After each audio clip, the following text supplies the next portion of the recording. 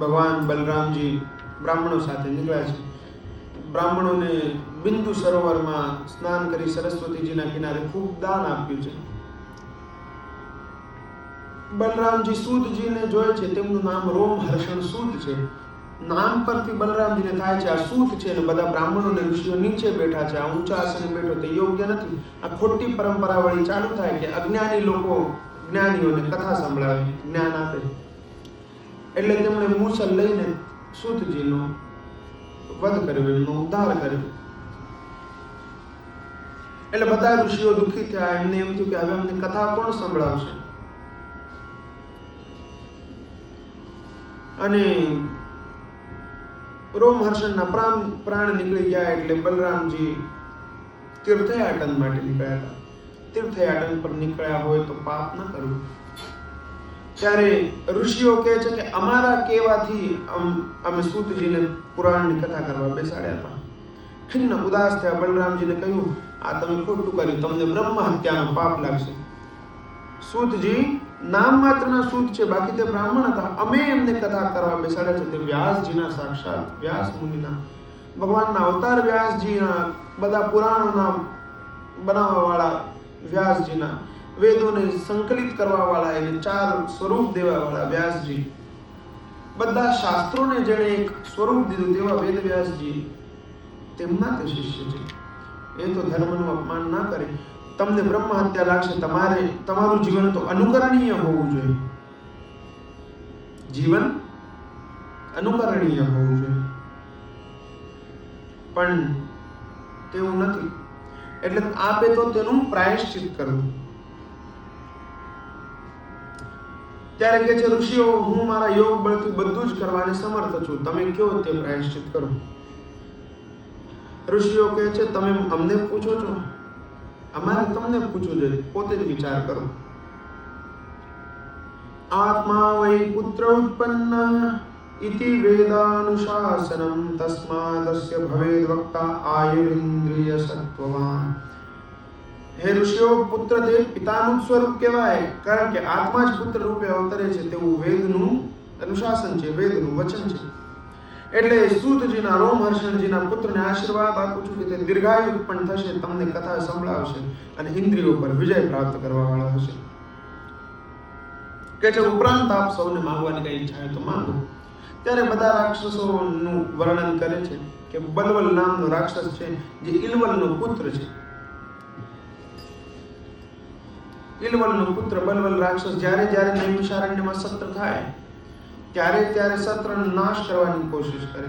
તે ઉપરથી મળ નાખે, મૂત્ર નાખે, લોહી નાખે, માંસ નાખે અને અપવિત્ર કરી નાખે. આવી અપવિત્ર વસ્તુઓ ફેંકે. સાંભળી એટલે બલરામજીએ કીધું વાંધો નહીં, તમે નૈમિષારણ્યમાં સત્ર ચાલુ રાખો, હું અહીંયા ને અહીંયા જ રહું છું, સત્ર પણ સાંભળીશ ને તમારી રક્ષા પણ કરીશ. બલવલ આવશે એટલે તેની વધ કરી નાખીશ. પ્રતીક્ષા કરવા લાગ્યા. એક દિવસ આ રાક્ષસ આવ્યો, મળમૂત્રની વર્ષા કરવા લાગ્યો. બલરામજી મંડપની બહાર આવ્યા, રાક્ષસને લલકારીને કહ્યું, દુષ્ટ, છુપાઈને પ્રહાર કરે છે, સામો આવ. અરે આવા તીખા શબ્દો સાંભળ્યા એટલે બલવલ ક્રોધે ભરાયો, બલરામજીની સામે આવ્યો. બલરામજીના 2 શસ્ત્ર છે, એક છે મૂસલ અને બીજું છે હલ.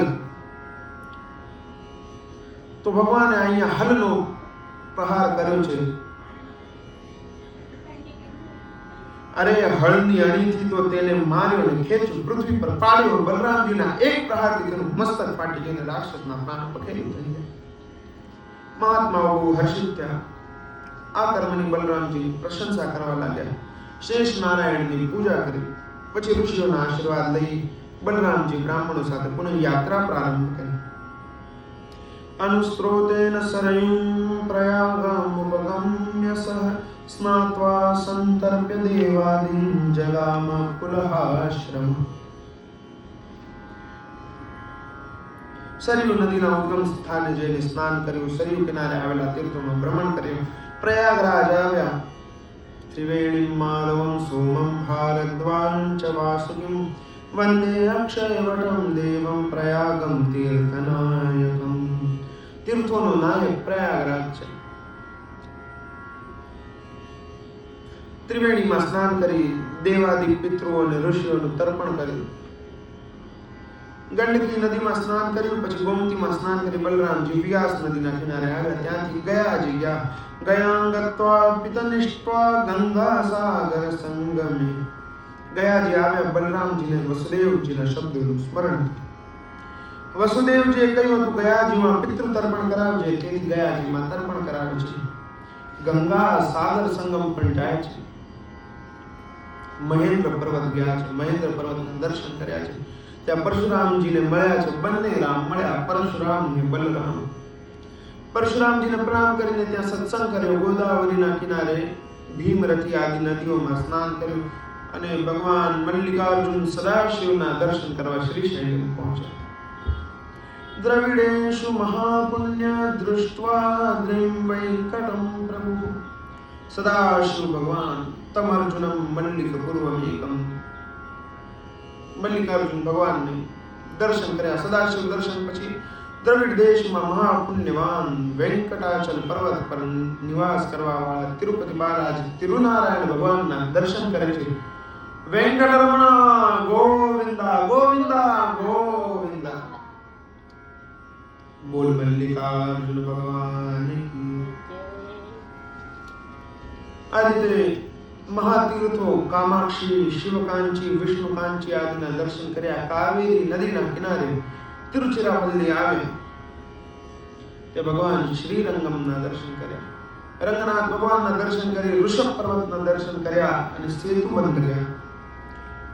સેતુ બંધે તુ રામેશમ. ત્યાં ભગવાન રામેશ્વરના દર્શન કર્યા. રામેશ્વરમાં બલરામજીએ બ્રાહ્મણોને 10,000 ગાયોનું દાન કર્યું છે. ત્યાંથી તામ્રવર્ણી, કૃતમાલા આદિ પવિત્ર નદીઓમાં સ્નાન કરીને મલય પર્વત પર આવ્યા. મલયગીરી પર્વત પર આવ્યા. ત્યાં મહાત્મા અગસ્ત્ય ઋષિ મુનિથી મુલાકાત થઈ. અગસ્ત્ય ઋષિ સાથે સત્સંગ કરીને બલરામજીને આનંદ થયો. અગસ્ત્ય ઋષિની રજા લઈ આગળ વધ્યા. કન્યાકુમારી આવ્યા. તતો અભિવ્રજ્ય ભગવાન કેરળાસ્તુ ત્રિગર્તકામ. ફાલ્ગુન ક્ષેત્રની મુલાકાત લઈને બલરામજી કેરળ પ્રદેશમાં આવ્યા. કેરળમાં તીર્થનું સેવન કરીને ગોકર્ણ તીર્થ પધાર્યા. ત્યાંથી જળ વચ્ચે નિવાસ કરનારા આર્યાદેવીનું દર્શન કરી તાપી, પયોષ્ણી ને નિર્વંધ્યાદી નદીઓમાં સ્નાન કરી દંડકારણ્ય પહોંચ્યા. દંડકારણ્યથી નર્મદાજીના કિનારે આવેલા તીર્થોનું ભ્રમણ કર્યું.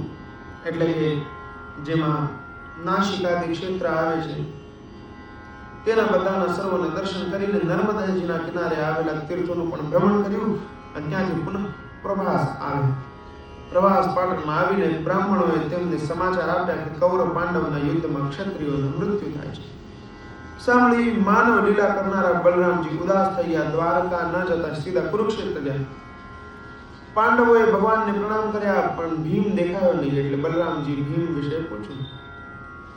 કહેવામાં આવ્યું કે દુર્યોધન સાથે યુદ્ધ થાય છે. તે બંનેને સમજાવવા બલરામજી યુદ્ધ ભૂમિમાં ગયા.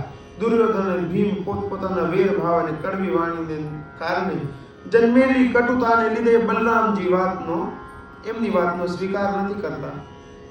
બલરામજી ક્રોધે ભરાયા અને અને એમ કહે છે કે આ લોકોનું પ્રારબ્ધ જેવું છે, મરવા દો એમ સમજીને પાછા દ્વારકા આવી ગયા. દુર્યોધનને ગદા વિદ્યાનું શિક્ષા દેવા વાળા બલરામજી છે. તમ પુનર્નૈમિષં પ્રાપ્તાં ઋષયો અયાજયન મુદા કૃત્વં ગહસ્કતુભિ સર્વૈર્નિવૃત્તાખિલ વૈગ્રહાં. સર્વૈર્નિવૃત્તાખિલ વિગ્રહાં. પછી થોડો સમય વીત્યો અને બલરામજી ઉપરામ બન્યા. સંસારિક કાર્યમાં તેમને રુચિ રહીને મનવૃત્તિ એને નિવૃત્તિમાં લઈ ગયા. જંગવા લાગ્યો એટલે પુનઃ નૈમિષારણ્ય ગયા. ત્યાં યજ્ઞ કરવાનો સંકલ્પ કર્યો. ઘણા યજ્ઞો કરીને ઋષિઓનો આભાર માન્યો. ઋષિઓએ જ્ઞાનની માંગણી કરી. એટલે બલરામજીએ નૈમિષારણ્યમાં કથા કરીને ઋષિઓને આત્મતત્વનો બોધ કરાવ્યો. બોલો બલરામજી મહારાજ. સુખદેવજી કહે છે બલરામજીનું ચરિત્ર તો અપાર છે, તેને ગાઈ ન શકાય. જે મનુષ્ય સવાર સાંજ બલરામજીના અદ્ભુત પરાક્રમોની કથાનું સ્મરણ કરે છે તેના હૃદયમાં ભગવદની ભક્તિ નિર્માણ થાય છે. હરિ ઓમ.